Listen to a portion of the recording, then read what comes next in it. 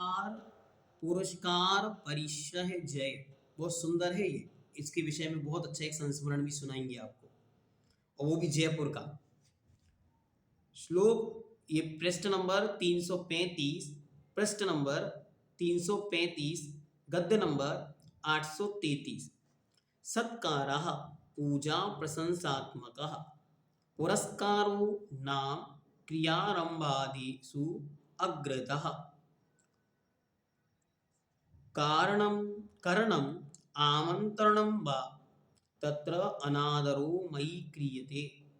चिरो चिरोषित ब्रह्मचर्यस्य महातपस्विनः स्वपरसमये निर्णज्ञस्य बहु कृत्वा परवादि विजयिनः पर प्रणाम भक्ति संभ्रमशन प्रमादी प्रधानादीनि मीना कश्चित् करोति। मिथ्यादृष्टे एवातीव भक्तिमन्तः कश्चित् जनान्ताम् अपि सर्वज्ञ संभावनया सम्मान्य सुसमये प्रभावनं कुर्वन्ति। व्यंतर आदयः पुरः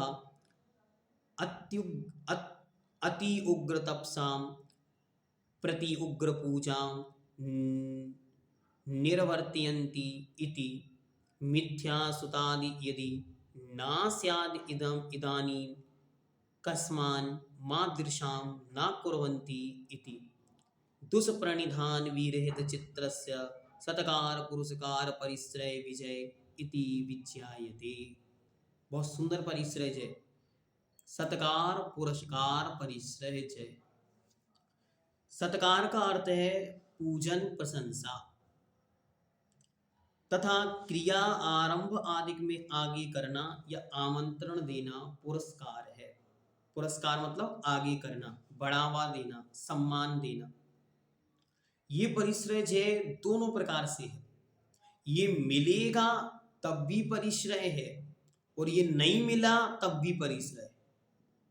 मिल जाए तो इसके उत्पन्न होने पर, मिलने पर, सम्मान आदि के उत्पन्न होने पर, मिलने पर इनमें मदरूप नहीं होना। देखो मेरी क्या पब्लिसिटी है। और जब ये ना मिले तो मन में हीनता नहीं होना। अभी इसका एक अच्छा संस्मरण सुनाएंगे, चलिए आगे। इस विषय में मेरा यह अनादर करता है। चिरकाल से मैंने ब्रह्मचर्य का पालन किया। मैं महातपस्वी हूँ। स्वसमय और पर समय का निर्णयज्ञ हूँ। स्वसमय मतलब अपनी आगम, जैन आगम, और पर समय मतलब पर मतों के ग्रंथ, इन सबका निर्णयज्ञ हूँ, ज्ञाता हूँ, जानने वाला हूँ। मैं स्वयं के और पर समयज्ञों का, धर्मों का ज्ञाता और जानने वाला हूँ। मैंने बहुत बार परवादियों को जीता है। मैंने दूसरे मत के जो जीव आए थे वाद विवाद करने, मैंने उन सबको जीत लिया है। तो भी कोई मुझे प्रणाम और भक्ति नहीं करता और उत्साह से आसन नहीं देता। मिथ्या दृष्टि ही अत्यंत भक्ति वाले होते हैं। कुछ नहीं जानने वालों को भी सर्वज्ञ समझकर आदर सत्कार करके अपने समय की प्रभावना करते हैं। देखो क्या कह रहे हैं। आज आप देख रहे होंगे कि कितनी प्रकार की टेलीविजनों पर पब्लिसिटियां, मोबाइल पर पब्लिसिटियां हैं, जो मिथ्या दृष्टि हैं, जिन्होंने कुछ भी साधनाएं नहीं की अपने जीवन में, लेकिन फिर भी उनकी पब्लिसिटी उन साधुओं से अधिक है जिन्होंने सारी जिंदगी साधना में व्यतीत कर दी। तो उनकी इस प्रकार पब्लिसिटी, प्रसिद्धि देखकर उनके मन में ये भाव भी ना आए कि देखो मिथ्यात्व के अपोजर अच्छे हैं, कम से कम उनकी पब्लिसिटी तो हो रही है। व्यंतराधिक पहले अत्यंत उग्र तप करने वालों की प्रत्यज्ञ पूजा रचाते थे। यह यदि मिथ्या श्रुति नहीं है तो इस समय भी हमारे सम्मान तपस्वियों की क्यों नहीं करते, हमारे समान तपस्वियों की क्यों नहीं करते। इस प्रकार खोटे अभिप्राय से जिसका चित्त रहता है, उनके सत्कार पुरस्कार परिश्रय जय जानना चाहिए। क्या कहते हैं कि देखो अगर सच्ची कथाएं हैं, आगम ग्रंथों में वर्णित हैं और लिखा है कि देखो जब उनके इस प्रकार से उन्होंने उपवास किए तो सारे देवता वहां पर उपस्थित हो गए। नगर देवता, वन देवता और क्षेत्रपाल इत्यादि जो भी उस एरिया के ग्रामपति, या अधिष्ठात्री देव देवी देवता थे, वे सब वहां पर आए। यक्ष यक्षिणियाएं थी, वे आते हैं, उन मुनिराजों की पूजा करते हैं। लेकिन यहाँ मुझे उपवास करते हुए इतना समय व्यतीत हो गया, कोई देवी देवता दिखाई नहीं पड़ रहा। अरे देवी देवता तो छोड़ो, मनुष्य ही कोई पूजा करने नहीं आता। इस प्रकार का भाव उनके मन में नहीं आता। अब देखो, एक संस्मरण के माध्यम से बात को करते। पूज्य प्रमाण सागर जी महाराज जयपुर पधारे। मुझे बहुत अच्छी तरह वह दृश्य याद है आज तक अपनी आंखों में। अगस्त जुलाई का लास्ट वो था, जुलाई 2015 की ये बात है। दिनांक मेरे दिमाग से निकल रही है, लगभग 15 के लगभग आसपास हो गई। पूज्य श्री जब यहाँ पधारे और उनका आगमन था अग्रवाल कॉलेज, हम लोग सब उनको लेने गए। वहाँ से पूज्य श्री जो अल्बर्ट हॉल है, राम पैलेस बाग है, वहाँ से होते हुए आगे बढ़ना था। मैंने देखा 50 प्रकार की बैंड पार्टियां उनके स्वागत में आई।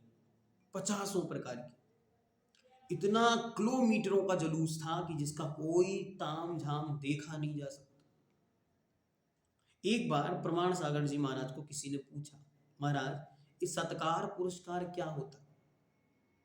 पूज्य प्रमाण सागर जी महाराज बोले, देखो बहुत अच्छी तरह समझना इस प्रसंग को।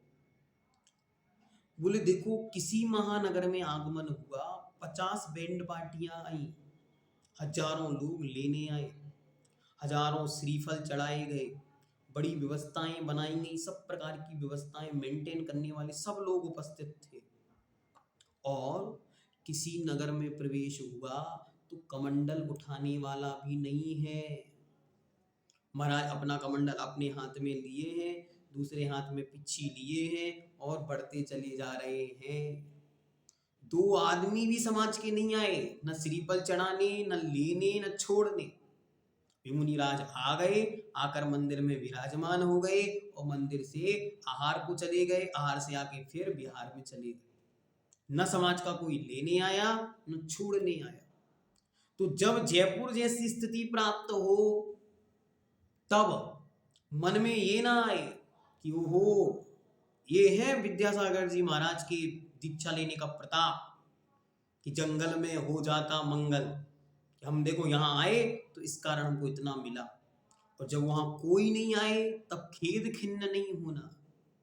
बस दोनों जगह यही विचार करना, मैं एकाकी एकत्व लिए सब ही आते, तन धन को साथी समझाता, पर हेवी साथ नहीं जाते। कितना अच्छा अद्भुत चिंतन है, इस पे विचार किया करो। जब बहुत भीड़ दिखे, जब बहुत साम्राज्य दिखे, ओ कितना प्रभाव है इनका, उसे देखकर आश्चर्य में नहीं पड़ो, उसे देखकर चिंतन करो कि ये दिखाई पड़ रहा है, ये शाश्वत नहीं है, ये सब नश्वर है। क्या अद्भुत चिंतन है मुनिराजों का। एक और अद्भुत संस्मरण याद आया, उसको सुनाते।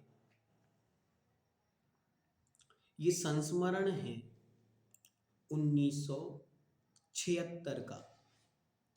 75 का चातुर्मास पूर्ण करके 75 में आचार्य भगवंत गुरुवर विद्यासागर जी महर्षि राज का पहला चातुर्मास, मतलब राजस्थान छोड़ने के बाद, और पहला चातुर्मास यह फिरोजाबाद में हुआ।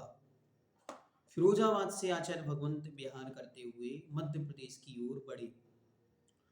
मध्य प्रदेश की ओर आ रहे थे, तब वे पूज्य श्री ग्वालियर पहुंचे। मैं ये संस्मरण आपको इसलिए सुना रहा हूँ। देखो, आज आचार्य भगवंत विद्यासागर जी महाराज को जब हम देखते हैं तो क्या उनका अद्भुत प्रताप है, उनकी साधना का तेजस्व है कि सारा संसार आज उनके चरणों में नतमस्तक है। हजारों लोग आपको उनके आसपास दिख जाएंगे, सैकड़ों गाड़ियां आगे पीछे चल रही हैं, पुलिस चल रही होगी, ब्रह्मचारी होंगे, साधु संघ होंगे, लोग होंगे, सब प्रकार की व्यवस्थाएं हैं, सब चीजें आपको देखने को लगेंगी। आपको लगेगा ओहो, साधु बनने का ये प्रभाव अच्छा है। मैं आपको वो दिन दिखाना चाह रहा हूँ जिसे देखकर आपकी आंखों में से आंसू आ जाएंगे। बहुत ध्यान से सुनना, 2 संस्मरण याद आ रहे हैं। अब मन कर रहा किसे सुनाए, तो आप लोग बैठ के सुने तो दोनों सुनाते। पहला सुनाते हैं फिरोजाबाद के पहले वाला, और एक फिरोजाबाद के बाद वाला। पूज्यवर यहाँ से बिहार करके और वहां पहुंचे फिरोजाबाद। पूज्य श्री को आगे जाना था, लेकिन जब वे फिरोजाबाद पहुंचे उसी समय चातुर्मास के मात्र 2 दिन शेष रह गए। कोई फिरोजाबाद का श्रीफल चढ़ाने नहीं गया। वे फिरोजाबाद पहुंचे अकेले। ध्यान से सुनना, उनके साथ एक ब्रह्मचारी जी थे और एक वो स्वयं। वे वहां पहुंचे और वहां पहुंचने के बाद वे अच्छी तरह उन्होंने मंदिर की वंदना की। मंदिर की वंदना करने के बाद मंदिर के बाहर दहलान पर एक चबूतरे पर जाकर वो बैठ गए। जब वो वहां पर बैठे तो वहां का जो मैनेजर था उस मंदिर का, वो वहां पे आया और उसने उनसे पूछा, हाँ आप यहाँ क्यों बैठे हैं? उन्होंने कहा, देखो मैं आचार्य विद्यासागर हूँ, मैं विहार करते हुए यहाँ पहुंचा हूँ और 2 दिन केवल चातुर्मास के शेष हैं, इसलिए मैं आपके मंदिर में चातुर्मास करना चाहता हूँ। और ध्यान से सुनना, आज संपूर्ण भारत बोरियों में भरकर श्रीफल लेकर जाता है और उनके चरणों में चढ़ाता है कि आपके संघ का एक क्षुल्लक महाराज ही हमको दे दो, हम उनका चातुर्मास करा लेंगे। और ये 1974 की घटना हम आपको सुना रहे हैं, 75 की, कि 1975 में पूज्यवर फिरोजाबाद पहुंचे तो वो कह रहे हैं उस मैनेजर से कि मुझे आपके मंदिर में चातुर्मास करना है। जब उन्होंने बोला तो वह बोला, नहीं नहीं, हमारे मंदिर में चातुर्मास नहीं होते, यहाँ मुनियों को रुकने का स्थान नहीं है। महाराज बोले, देखो साधु की चर्या इस प्रकार पराधीन है, 2 दिन की वह रहेगा। किसी भी दृष्टि से यदि आप देखें तो 2 दिन का अंतर है, अन्यत्र कहीं जाना संभव नहीं है। वो बोला, अरे मैं आपको रास्ता बताता हूँ, यहीं पास में एक बड़ी नसिया है, आप बड़ी नसिया चले जाइए, वहां पर आपका चातुर्मास हो जाएगा। उन्होंने कहा ठीक है।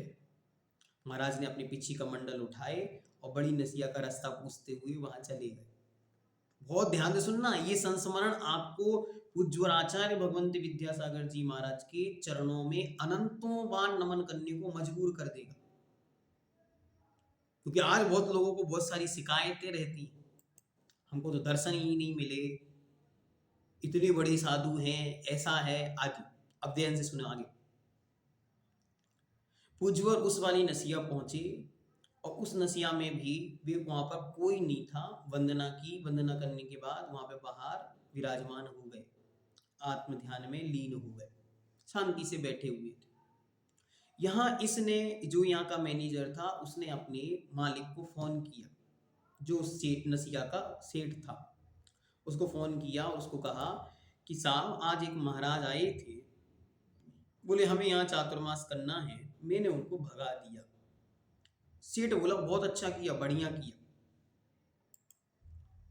इतने में ही वहां पर एक बहुत प्रसिद्ध विद्वान, बहुत ज्ञानी और प्रबुद्ध जनों में जो बहुत पावरफुल थे, उनका नाम था नरेंद्र प्रकाश जी।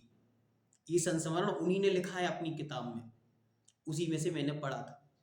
नरेंद्र प्रकाश जी के पास, नरेंद्र प्रकाश जी ने उसी दिन उनको फोन किया और फोन पर उनकी बात चल रही थी। उस बात के बीच में उन्होंने बोला कि अरे अपने यहाँ एक महाराज आए थे और उन महाराज को हम लोगों ने बड़ी नसिया भेज दिया। बोले कौन से महाराज आए थे? बोले नाम तो नहीं पता। अच्छा पता करके बताओ। ठीक है। उन्होंने अपने उस मैनेजर को फोन किया, उसे पता किया, क्यों भाई कौन से महाराज आए थे? बोले अपना नाम भी आचार्य विद्यासागर बतला रहे थे। ठीक है। इन्होंने फोन किया उस पंडित जी साहब को, पंडित जी से कहा कोई आचार्य विद्यासागर नाम के महाराज हैं? अरे आचार्य विद्यासागर फिरोजाबाद पहुंच गए? हाँ हाँ, आचार्य विद्यासागर फिरोजाबाद पहुंच गए। वे दंग रह गए। उन्होंने कहा अरे उनको लाओ, वो तो इस धरती पे साक्षात भगवान महावीर कुंद कुंद के समान हैं, उनको लाओ और धूम धड़क्के से उनका चातुर्मास हम लोग अपनी नशिया में करेंगे। वहां से पंडित जी साहब आए, सेठ साहब आए, गांव के और लोगों को जोड़ा, सब लोग एकत्रित हुए और सब लोग एकत्रित होकर फिर उस नसिया गए। वहां आचार्य महाराज को चातुर्मास का श्रीफल चढ़ाया, जो उनके यहाँ ढोल नगाड़े थे वो लेकर पहुंचे और आचार्य महाराज का वहां से विहार करा के अपनी नसिया में लेकर आए और वहां उनका चातुर्मास ऐसा दुर्लभ और अद्भुत चातुर्मास हुआ। यूं बीच में मंदिर था, और उस मंदिर के चारों तरफ परिक्रमा मार्ग की एक देहलान थी। उस देहलान की एक कोने में आचार्य महाराज पूरा दिन व्यतीत करते थे, दूसरे कोने में पूरी रात व्यतीत करते थे, और तीसरे कोने में उनका प्रवचन होता था। वो दिन, वो समय और ये संस्मरण, ऐसा लगता है कि क्या उनकी साधना है, क्या उनका प्रताप है। ये यूं लगता है जब ये संस्मरण सुनते हैं तो आंखों में से आंसू आने लगते हैं कि देखो तो एक जीव अपने जीवन में कैसी साधना करता है और कितना सहन करता है। क्या वो दिन रहा होगा जब चातुर्मास के लिए उन्हें आगे से बोलना पड़ा कि भैया हम आ गए हैं, 2 दिन शेष हैं, हम साधु हैं, आगे नहीं जा सकते, चातुर्मास तो करना है। कहाँ आज का दिन जब हजारों लाखों श्रीफल इसलिए चढ़ते हैं उनके चरणों में कि हमारे नगर में आपके संग की एक पिच्छीधारी भेज दो। क्या अद्भुत दोनों में अंतर है। ये क्या है, एक बालक, एक बेटा जिसका पिता उसे जवानी में छोड़कर चला गया। बहुत ध्यान से सुनना, मैंने इस संस्मरण में इतना रहस्य ढूंढा कि जिंदगी में यदि किसी को उन्नतियां प्राप्त करनी है तो आचार्य विद्यासागर जी महाराज के चरणों की धूल ही काफी है। क्या 22 वर्ष की उम्र में दीक्षा ली, 26 वर्ष की उम्र में उनके गुरुदेव उन्हें छोड़कर चले गए। कहाँ छोड़कर चले गए? जहां हिंदी भाषी हैं, वो कौन सी भाषा बोलते, मारवाड़ी बोलते, मारवाड़ी बोलते वालों के बीच में छोड़कर चले गए, जो खुद कन्नड़ और मराठी हैं। क्या इनके बीच रहते, क्या इनका भोजन पानी है, कुछ नहीं जानते।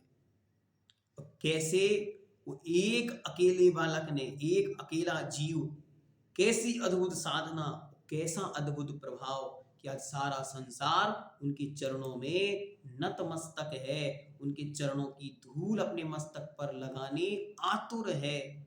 संस्मरण जब जब याद आता है तो रोंगटे खड़े हो जाते हैं। मीना जी लिख रही हैं यहाँ पे कि भैया जी एक एक रोम पुल के तो हो गया उसे सुन करके। अब एक संस्मरण और सुनाते, ये पुरस्कार सत्कार का संस्मरण है। कैसे कैसे साधुओं के जीवन के प्रसंग होते हैं। हम और आपको लग रहा है कि जब आचार्य भगवंत विद्यासागर जी महाराज आएंगे, करोड़ों रुपए के तो पंडाल लगेंगे, करोड़ों रुपए की तो साज सज्जा होगी, पंपलेट, बैनर, पोस्टर, सब कुछ होगी। कहाँ वो भी समय थे कि जब वे स्वयं अपना परिचय देते हुए नगरों में प्रवेश कर रहे थे। और वे चातुर्मास पूर्ण करके उनको जाना था दिल्ली, लेकिन किसी कारणवशात वे दिल्ली नहीं गए और मुड़कर इस तरफ आ गए और ग्वालियर नगर में प्रवेश किया। गोपाचल पर्वत पर पहुंचे और वहां पर जो वहां का उस समय मैनेजर था उसके पास वे उपस्थित, उसके पास वहां पर वे पहुंचे। उस समय उनके संग में 3 ब्रह्मचारी हो गए थे। एक सदलगा के एक ब्रह्मचारी जी थे, उनका नाम शायद भीम कुमार या भीमसेन नाम था। दूसरे उनके दोनों भाई, जिनका एक का नाम अनंतनाथ था जो बाद में योग सागर जी बने, और एक का नाम शांतिनाथ था जो वर्तमान में समय सागर जी महाराज। इस प्रकार ये 3 ब्रह्मचारी उनके संग में थे। तीनों के साथ वो वहां पधारे तो लगभग 9, साढ़े 9 बजे वो पहुंचे। कोई लेने नहीं गया, कुछ नहीं हुआ, साधारण से वे पहुंच गए। पहुंचकर उन्होंने देव वंदना की। देव वंदना करने के बाद आचार्य महाराज अपने एक स्थान पर आराम से स्वाध्याय में जो भक्तियां पाठ उनके थे उसमें वो लग गए। वे अपने स्वाध्याय पाठ आदि यहाँ पे उनका चल रहा था, व्यवस्थित वो कर रहे थे। वहां पर दोनों ब्रह्मचारियों ने सोचा कि चलो महाराज आ गए हैं तो अपन इनको सूचना दे दें चौके आदि की।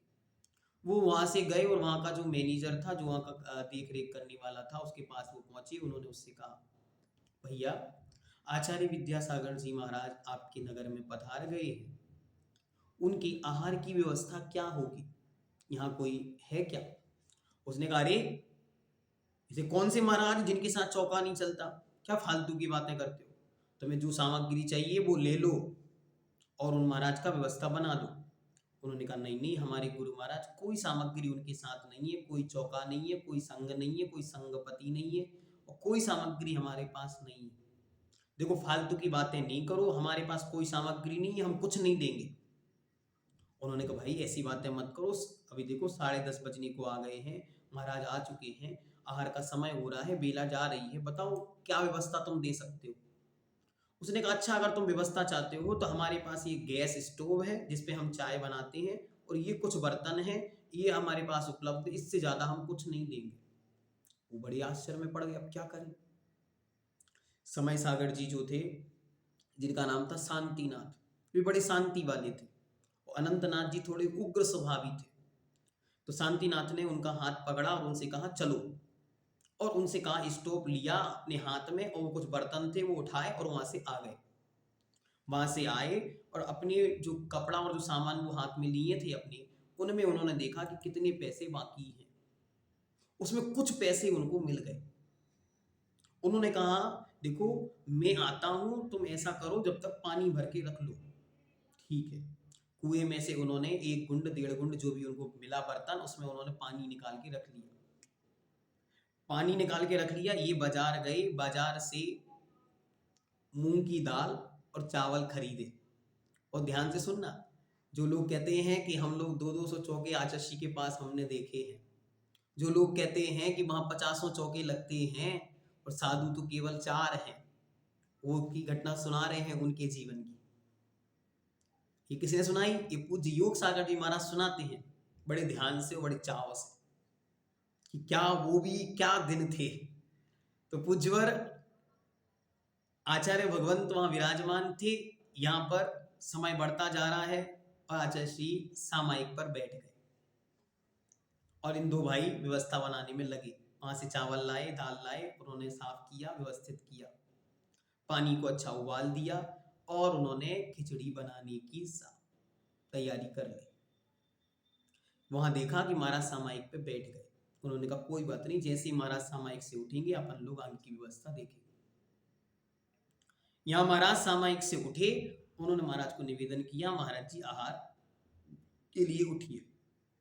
महाराज जी ने, उन्होंने कमंडल में जल दे दिया, वो गर्म जल। महाराज शुद्धि ली, शुद्धि के बाद आहार को उठे, आहार को आए, उन्होंने अपना जल चलाया और वो खिचड़ी चलाई। जितनी वो आचार्य महाराज को लेनी थी उन्होंने ली, और महाराज आहार करके वापस अपने चले गए। दोनों भाइयों ने बैठकर जो बची खिचड़ी थी और पानी था उसे ग्रहण किया। क्या वो समय है, क्या साधु की साधना है। एक एक क्षण उनकी उस अद्भुत साधना को स्मरण करो, कि साधु की साधना पर प्रश्न चिन्ह लगाने वाले बहुत मिल जाएंगे, ये क्या हो रहा है, लेकिन साधु की साधना को अंतरंग से निहारने वाले दुर्लभ होते हैं। जिन्होंने उन साधु की साधना के क्षण को जिया हो, उस साधु की साधना में एक एक क्षण साक्षी बने हो, उनके कदम से कदम मिलाकर जो पथ पर चले हो, उनको पता है कि कठिनाइयां कितनी मार्ग में आती हैं, फिर भी वे मुनिराज डरते नहीं है, डिगते नहीं है, भागते नहीं है कि पलायन कर जाएं, भैया अब हमसे सहन नहीं होता, इतनी बेइज्जती अब नहीं होती सहन। नहीं, वे मुनि महाराज आदर सत्कार परिश्रय जय का स्मरण करके कि ये तो सब कर्म निर्जरा के साधन है, कर्म निर्जरा करते हुए मोक्ष मार्ग पर बढ़ते चले जाते। ये 2 संस्मरण ऐसे हैं, मैं अपनी जीवन की डायरी में कभी भी इनको नहीं भूल सकता। मैंने ऐसे हजारों संस्मरण आचार्य श्री के याद करके रखे अपने दिमाग में, हजारों। मतलब उनके जीवन का, उनके जन्म से लेकर आज तक के जितने भी विशेष विशेष प्रसंग जीवन में उनके घटित हुए हैं, वो सारे के सारे यो चलचित्र के समान आंखों के आगे चलते हैं। और उनके जीवन की एक क्षण में क्या उतार है, क्या चढ़ाव है, क्या बदलाव है, क्या ऊंचाई है, क्या नीचाई है, क्या देखने योग्य है, क्या जानने योग्य है, क्या सीखने योग्य है, ये सब कुछ हमें बड़ी सूक्ष्मता से निहारना चाहिए। हमको मात्र एक क्षण में किसी के द्वारा कही गई या किसी के द्वारा बदलाई गई बात को देखकर प्रभावित नहीं होना चाहिए। हमें उस व्यक्ति के व्यक्तित्व में क्या अद्भुत रहस्य छिपे हैं, इन पर फोकस्ड रहकर, ध्यान रखकर और उसकी ओर निहारना चाहिए। देखते पंक्तियां। जो महान विद्या निधि विजयी, चिर तपस्वी गुण अतुल भरे हैं, तिनकी विनय वचन से अथवा प्रणाम जन नाही करे हैं। तो मुनि तहाँ खेद नहीं मानत, उर मलिनता भाव हरि हैं। ऐसे परम साधु के अहिनिस, हाथ जोड़ हम पाँव परे हैं। हाथ जोड़ हम पाँव परे हैं। क्या कह रहे हैं? जो महान विद्या निधि विजयी, जो महान विद्या के स्वामी हैं, पंच इंद्रियों के विजयी हैं, चिर तपस्वी, बहुत समय से तपस्या करते आए हैं, अतुल गुणों की भंडार है, तिनकी विनय वचन से अथवा उठ प्रणाम जन नाही करे हैं। कोई उनकी विनय करने वाला भी नहीं दिख रहा है। जब भी निकल रहे हैं कोई खड़ा नहीं हो रहा है, भी नगर में आ गए हैं कोई पूछने वाला नहीं है, कोई नमस्कार करने वाला नहीं मिला। जो अभी हमने आपको दो संस्मरण सुनाए। तो मुनि तहाँ खेद नहीं मानत, वहां भी मुनिराज खेद नहीं करते। और मलिनता भाव हरे है, और हृदय में मलिनता धारण नहीं करते। ऐसे परम साधु के अहिनिश, ऐसे वे परम जिन्होंने सम्मान अपमान में ऐसी विजयता को, वरीयता को धारण कर लिया है, ऐसे वे गरिष्ठ वरिष्ठ ज्येष्ठ श्रेष्ठ साधुओं को क्या कह रहे हैं? अहिनिश, दिन रात हम हाथ जोड़कर पांव परे हैं, अर्थात उनके चरणों में नमस्कार करते हैं।